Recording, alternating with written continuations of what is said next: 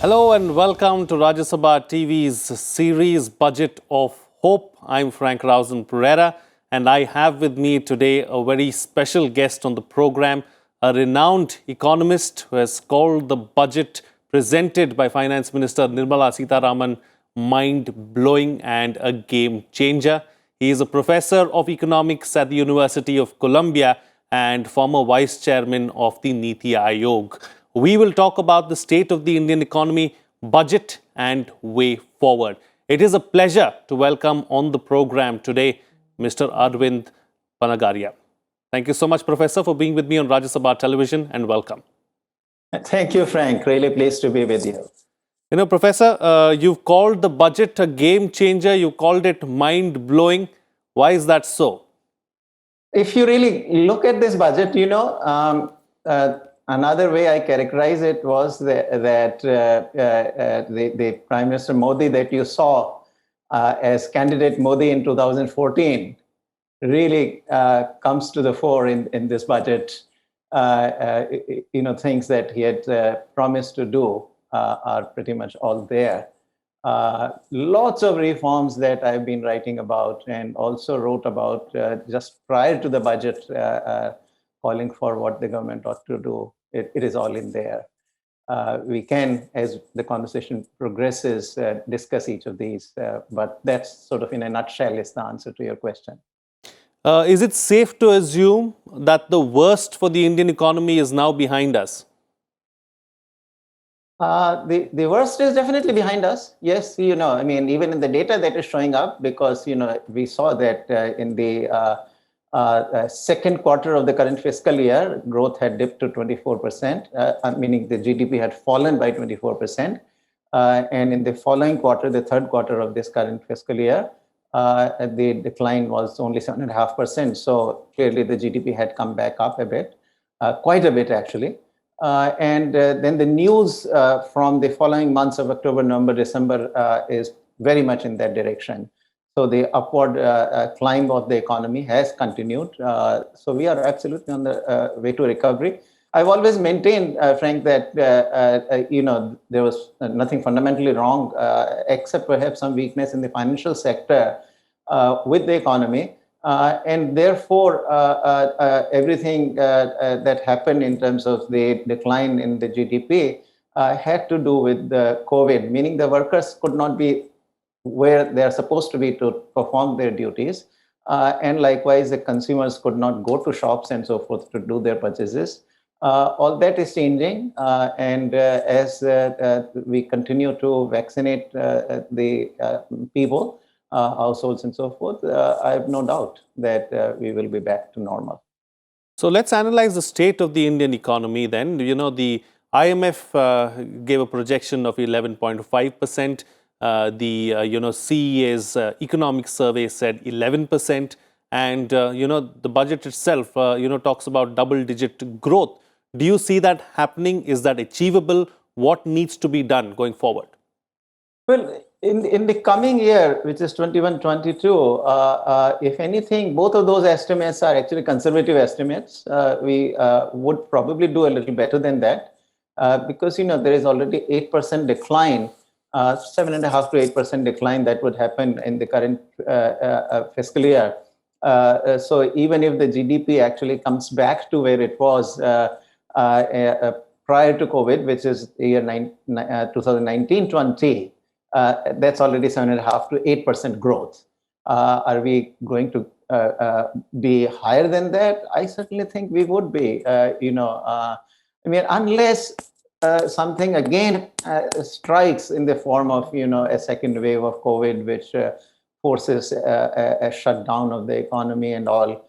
But that of course is an unforeseen.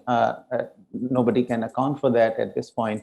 But if that does not happen, then I would say that both of these estimates are conservative. We would do a little better than that. What are the key indicators telling us, Professor, and what is it telling us about the sectors that we need to watch out for, in the quarters to come? Sectors that are going to do well, sectors that are going to, underperform and maybe need a little bit of support, a little bit of hand-holding from the government? Yeah. So I personally believe, that we should do the right policies and let the private sector then do its part of it, rather than going really sector by sector. There are some obvious ones where one could begin to look at, which these are the obvious sectors that were impacted by COVID itself, things like tourism, transportation. But on that, what we really need to do is keep working at vaccination of the population, because unless that happens, these sectors, hotels, restaurants, unless people return to these activities, the recovery cannot happen. So that's where, I would focus still largely on health, and then the government has been right in the budget to focus very much on infrastructure. I think that's where we ought to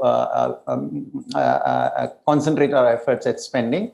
The other area where I think the government could give a hand without any fiscal implications is to speed up the clearing of the arrears. So these are arrears from the government to various entities which have to be paid anyway. And if we were to speed those up, I think that will be the money that will get spent relatively fast. There are arrears to the states, for example, on GST. There are arrears to the taxpayers in terms of reimbursements on their taxes. There are areas to the suppliers of goods and services to the government. Fertilizer subsidy areas still are to be cleared. So number of these things, if we clear those, then we would be on the way to recovery. Also, I should note perhaps that, if we go by the revised estimates for the current fiscal year on expenditures, what they imply is that in the last quarter, which is the current January to the March 2021, the spending is supposed to be twice of what it was in the year 2020, a year ago. Now, that's a huge amount of, we have never doubled spending in any given quarter over the same quarter previous year. This will be probably unprecedented. So if we do that also, then I think all the sectors will get lifted up. Since we're talking about spending and since we're talking about the private sector, let's take that particular aspect forward. The finance minister has indeed opened up her purse completely and, it's ensured that she can please all sections. And that's what's happened as well. Everyone seems to have given the budget itself a thumbs up. But how long can the government keep this spending up? At some point in time, the private sector also needs to come on board and start contributing. That is one. And what happens to the fiscal deficit?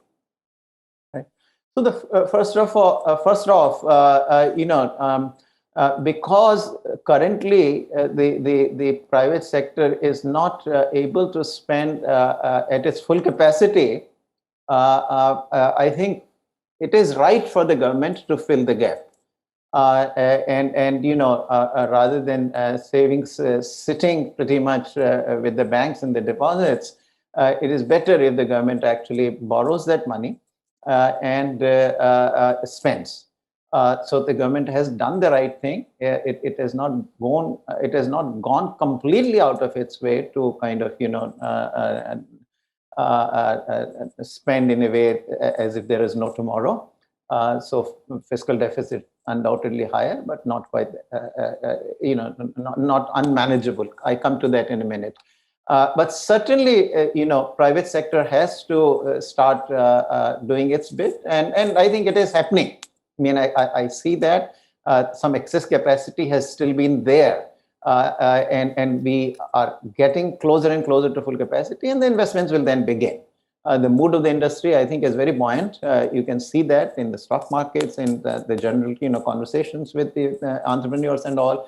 Mood is very much up. This budget has actually lifted those spirits further up. The foreign investors have been quite upbeat, actually, even during months of, I think, something like April to November. We had an increase in the foreign direct investment of about 30%. Unprecedented, at a time when COVID was impacting every economy. We got that increase. So I think the mood is good. Private sector will come back in. Now on the fiscal deficit, we certainly will need to bring the debt to GDP ratio down. I'm not overly pessimistic on that front because I think in the post-COVID decades, I expect, especially if the current budget is fully implemented, if it is done, I have no doubt that in the post-COVID decades, India will grow 8% plus. And that will automatically, remember when we measured debt, we said debt to GDP ratio. So GDP goes in the denominator, and if that GDP keeps rising very rapidly, and interest rates don't, hit the ceiling, we would automatically keep bringing down the debt to GDP ratio. So that is the trick. And of course, in the subsequent years, the government has to then begin to bring down the fiscal deficit. I think that's that doesn't even need to be said, actually. That is a given. Since we are here, let me take that particular aspect forward as well. Professor, as far as everything in the budget, if it is actually implemented, what is the long-term impact that we can see, or that it is likely to have on the economy? Yeah. So look, I say what I would say is that if the evidence begins to come clearly that the government is going to implement what it has promised in this budget, and I say this because I don't expect the implementation to happen even in a year or 3 years. This is a very long-term agenda. For example, on privatization, that's a very long-term plan. Likewise, bank privatization, it's a long-term issue. The cleaning of the NPAs, that of course ought to be done relatively fast. But if the evidence comes in so that the government looks very credible, that yes, the government is serious, and particularly on privatization, the government will need to show that, because the privatization has been on the government's agenda since 2016, but not a single privatization has actually happened. So there is a bit of skepticism there in the markets whether this is going to be done this time. But this time it does look different to me, and so I expect that it will happen. But as I said, the government will need to show that it is serious and actually move with a few privatizations in the year 21-22 to convince everybody. So if it begins to do that, I have no doubt that in the post-COVID decade, we are going to grow at least by 8%. I would say 10, but I have a little bit of reservation because I think on the foreign trade side, we somehow have chosen to rely on import substitution, which I think is the wrong thing to do. That's one area on which I've differed from the government's policy. But if we could actually return to liberalization of trade as well, and really not go on this road of import substitution, I think we'll grow at 10%. Talking about trade, considering what the world is going through, of course, India is in a sweet spot as far as dealing with the pandemic itself is concerned. COVID management, vaccine development, and vaccine distribution is going on smoothly. But the same can't be said about, the rest of the world. So considering the kind of situation that we are in, what's likely to happen on the trade front, Professor? Well, as far as we are concerned, what happens to our trade is mostly going to depend on what we do on that front. No doubt that the rest of the economy is a bit sluggish, and recovery from COVID is slower. You're absolutely right that I think that India seems to be doing a lot better for a very, very large country on COVID and recovery from it. And touch wood, I hope that that continues that way. And we don't get hit by another second wave or so. So it is true. And so the global trade, it is recovering, there is no doubt, and it has certainly recovered this after this shock. World trade has certainly recovered a lot faster than it did following the global financial crisis. That recovery took longer. was also in terms of how far it was 6 months to 12 months later, was much farther behind than it is this time. Even then, I expect that the global trade, because the economic recovery in the rest of the world will probably be slower, will remain. The growth in world trade will remain relatively low. Nevertheless, what I feel is that the export market, the global export market, is very large. The 2018 figures I remember. So, the merchandise exports market on its own is about 19.5 trillion, and the services export market is another 5.5 trillion.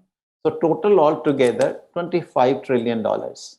Now, such a large kind of export market, we have a share in merchandise exports only of 1.7%. And services, we have probably 2.5%, maybe 3%. It's a very low share for India. Now, on merchandise exports, for example, look at China, 13.5%. These are 2019 figures, pre-COVID. If we can really raise our share from 1.7% to maybe 3.5%, that would practically double our exports. That's a huge increase, so it'll, of course, I'm not saying double in 2 years or 3 years, it'll take 5, 6, 7 years. But that is what we ought to be able to do.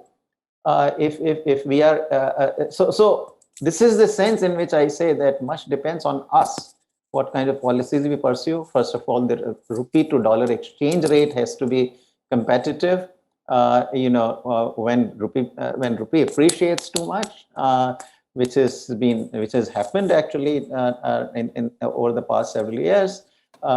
In the very recent times, I think we have done some correction, but only some. Some more correction really is required. So that rupee plus, I think we also need to take a more kind of liberal trade policy stance than we are currently following. Absolutely.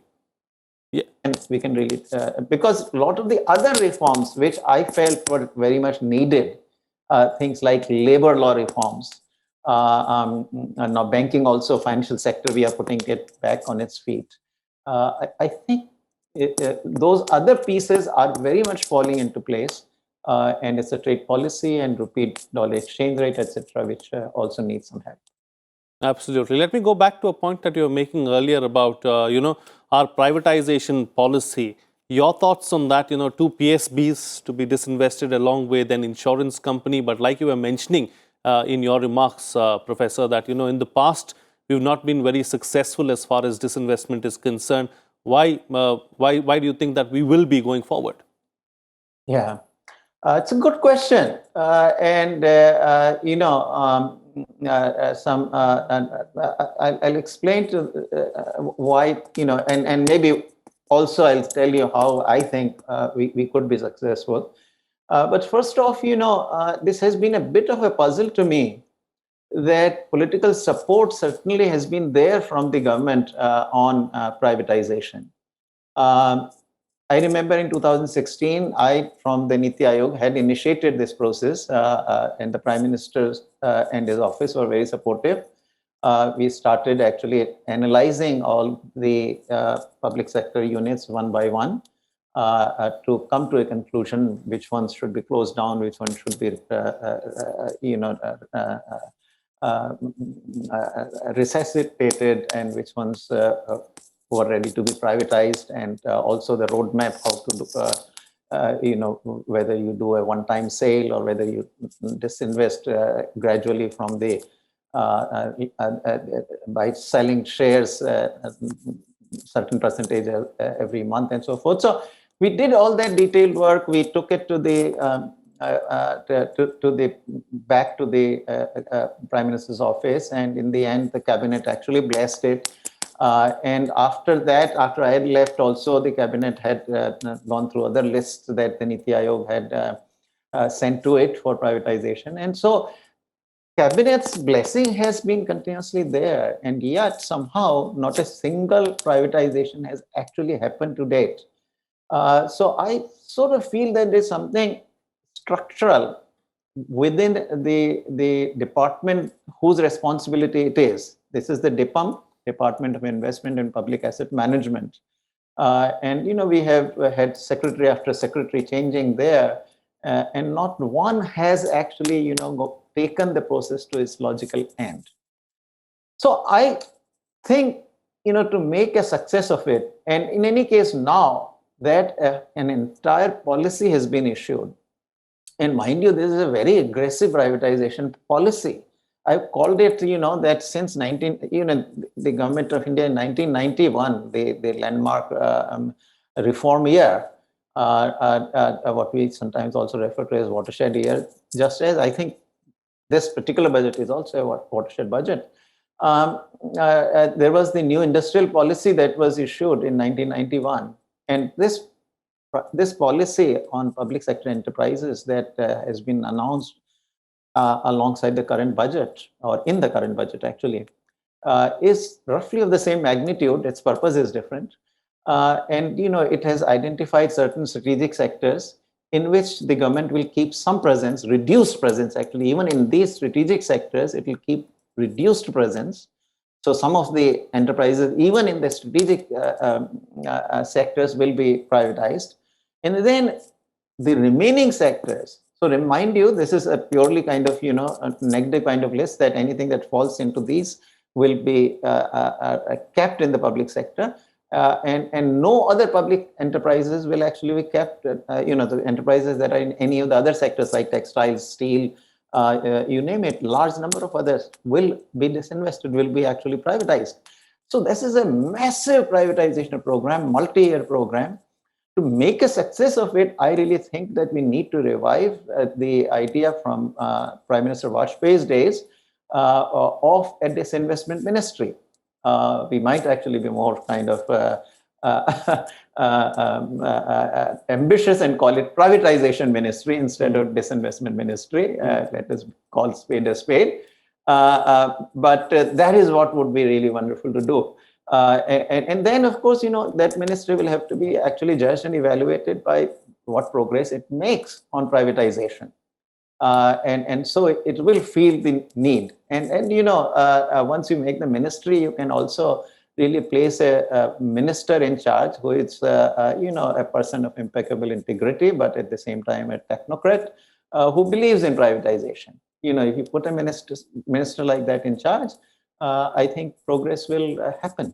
So that's my kind of suggestion that the government might consider going forward.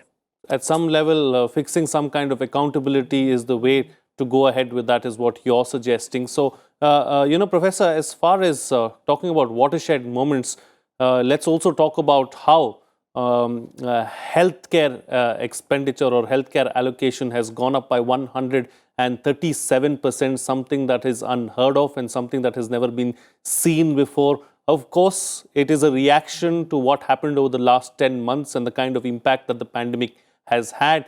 But still, it's a start, and it had to start somewhere. It's good that we are moving in that direction, isn't it?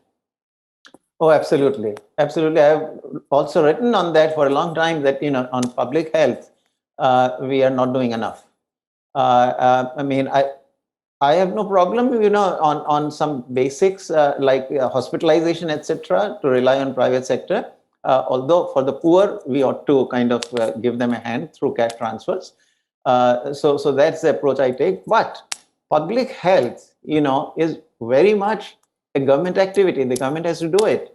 And with the amount of resources we have been able to allocate, and it's not because, any governments didn't want to allocate to health, but resource-wise, we are so constrained.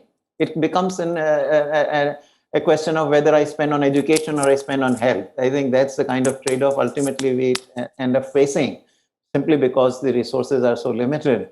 And that, of course, means we need a lot more growth and therefore a lot more revenues to relax that constraint.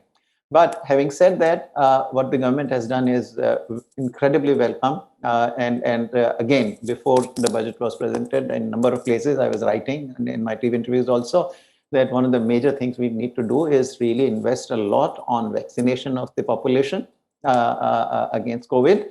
And I was, talking of figures anywhere from $5 to $10 billion. So what the government has allocated currently is about $5 billion, which is on the lower end. But the finance minister also said in her speech that, if more is needed, then more will be allocated to vaccination. So that's clearly public health expenditure, very well justified, great decision.